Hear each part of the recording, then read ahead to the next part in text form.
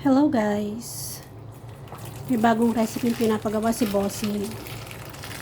Scrambled egg with kamatis. Lagyan muna natin siya ng mainit na tubig para matanggal yung balat ng kamatis. Yan, meron tayong eggs. Tapos ito, oyster sauce, ketchup, paminta, asukal, and cornstarch for slurry, at ang ating salt. Habang iniintay nating yung ating tomatoes, start na natin yung egg. We have 5 eggs. Timplahan na natin ng paminta, little bit of sugar, and of course salt to taste. So ito na yung tsura ng ating kamatis. Ayan,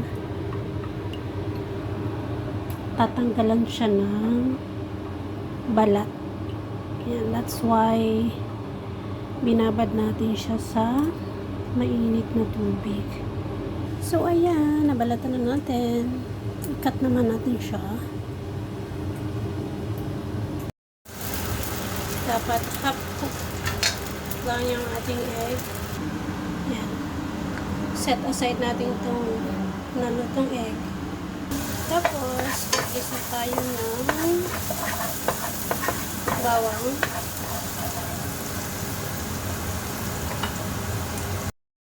Then,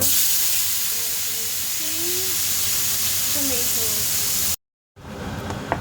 So, hinalo na natin yung ating eggs. And that's it. Ready to serve. And that's it. Ito na ang ating finished product, guys. Ang ating scrambled egg, Chinese style. So, let's eat.